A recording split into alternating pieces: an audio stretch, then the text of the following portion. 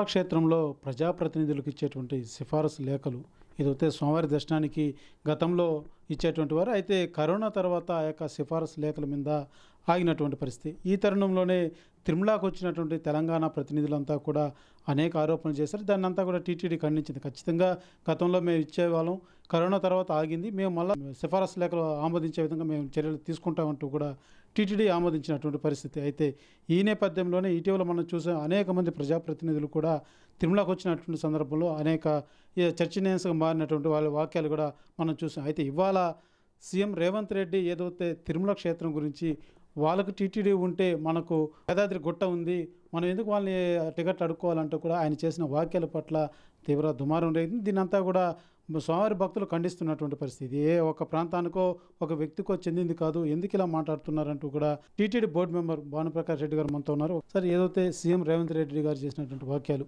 ఇప్పుడు సోషల్ మీడియాలో పెద్ద దుమారం రేగుతుంది. దీన్ని ఏ రకంగా చూడాలి?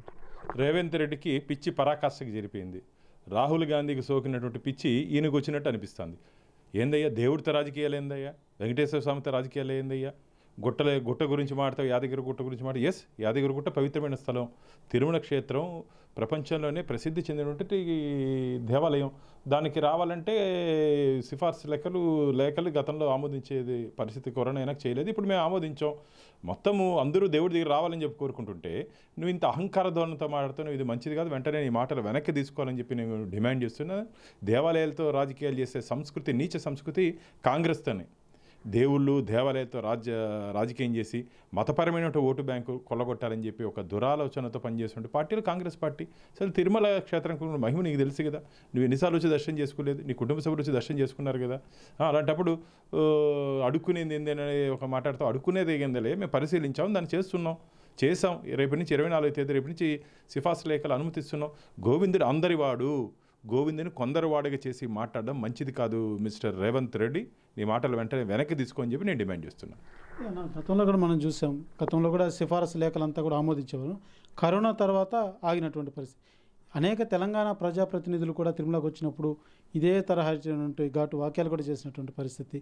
దీనంతా ఏ రకంగా చూడాలంటే అంటే బీజేపీకి కాంగ్రెస్కి వ్యత్యాసం వీడియో చూడాలి.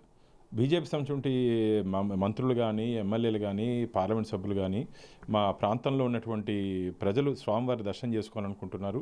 కాబట్టి సిఫార్సు లేఖలు మాది అనుమతించండి, మా ప్రాంతంలో ఉంటే భక్తులు కూడా స్వామివారిని దర్శనం చేసుకుంటారని చెప్పి అడుగుతుంటే నువ్వే అడగద్దని చెప్తున్నావు. అంటే దీని మధ్య వ్యత్యాసం తెలిసిపోయింది కదా, కాంగ్రెస్కి బీజేపీకి మధ్య ఉన్నటువంటి వ్యత్యాసం. మేమేమో గతంలో కరోనా ముందు ఇచ్చేవాళ్ళం, కరోనా అయినా కొన్ని అనివార్య కారణాల వల్ల అది నిలిపేశారు. దాన్ని మళ్ళీ మేము ఇష్యూ చేస్తున్నాం ఈరోజు. దీన్ని రాజకీయం చేస్తూ రేవంత్ రెడ్డి అధికారంకి వచ్చిన తర్వాత, అధికారంలో కూర్చున్న తర్వాత, ముఖ్యమంత్రి అయిన తర్వాత అహంకారం పరాకాష్ఠకు జరిపింది. ప్రజలు రాబోయే రోజుల్లో నీకు గట్టిగా బుద్ధి చెప్తారని చెప్పి భావిస్తున్నాను. ఇటువంటి చర్చ గతంలో ఎప్పుడు కూడా వచ్చినటువంటి పరిస్థితి లేదు. ఎందుకంటే స్వామివారి దర్శనానికి వచ్చిన ప్రజాప్రతినిధులు అనేక రాష్ట్రాలు, ఇప్పుడు తెలంగాణ ఉంది, అదే రకంగా చెన్నై కావచ్చు, కర్ణాటక నుంచి కూడా వస్తున్నారు. గతంలో ఎప్పుడు ఇటువంటి వాక్యాలు కానీ లేకపోతే ఇటువంటి సందర్భం వచ్చినటువంటి దాఖలాలు లేవు. ఇవన్నీ చూస్తుంటే ఏ రకంగా దీన్ని భావించాల్సి ఉంటుంది? కాశీ నుంచి కన్యాకుమారి వరకు అనేక ప్రాంతాల్లో ఉన్నట్టు దేవాలయాలని ఇక్కడ ప్రజలు అక్కడ ప్రజలు ఇక్కడ భక్తులు అక్కడ భక్తులు ఇక్కడ దర్శనం చేసుకునే సాంప్రదాయం మన భారతదేశంలో ఉంది. శ్రీలంకకి వెళ్ళి అక్కడ ఉన్నటువంటి శక్తిపీఠాన్ని దర్శనం చేసుకుంటారు. నేపాల్కి వెళ్ళి అక్కడ ఉంటే దర్శనం చేసుకుంటారు. మానస సరోవర్కి వెళ్ళి శివుని దర్శనం చేసుకుంటున్నారు. ప్రాంతాలు ప్రదేశాలు కాదు, అక్కడ ఉంటే స్థానికంగా ఉన్నటువంటి ఆలయాలకు ఉన్నటువంటి పవిత్రత, అది ముఖ్యం. అవన్నీ తెలియకుండా నీ ఇష్టం వచ్చినట్టు మాట్లాడడం ఇది మంచిది కాదు. అందరూ కోట్లాది మంది భక్తులు రేవంత్ రెడ్డి మాట్లాడినటువంటి మాటల మీద చాలా బాధపడుతున్నారు, చింతిస్తున్నారు. ఇది ఒక పిచ్చోడి చేతిలో అధికారం ఇచ్చారు కాబట్టి పిచ్చిగా మాట్లాడుతున్నారని చెప్పి ప్రజలు భావిస్తున్నారు, భక్తులు భావిస్తున్నారు. అయితే రేవంత్ రెడ్డి చేసినటువంటి వాక్యాలు చాలా విడ్డూరంగా ఉన్నాయి. ఇది మంచి పద్ధతి కాదు. భక్తుల మనోభావాలు దెబ్బతీసేలాగా ఏ ప్రాంతానికో ఒక వర్గానికో ఆయన పరిమితం చేస్తున్నట్టు రీతిలో మాట్లాడుతున్నారు.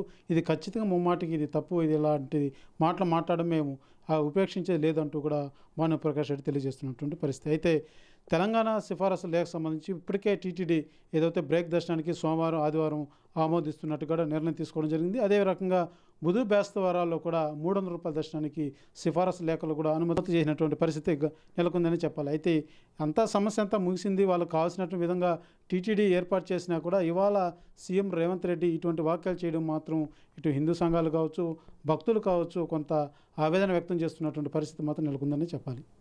కెమెరా పర్సన్ కోటితో సురేష్, RTV, తిరుపతి. మరిన్ని వీడియోస్ కోసం ఛానల్ ని సబ్స్క్రైబ్ చేయండి. లేటెస్ట్ అప్డేట్స్ కోసం వాట్సాప్ ఛానల్ ని ఫాలో అవ్వండి. అండ్ లింక్ డిస్క్రిప్షన్ లో ఉంది.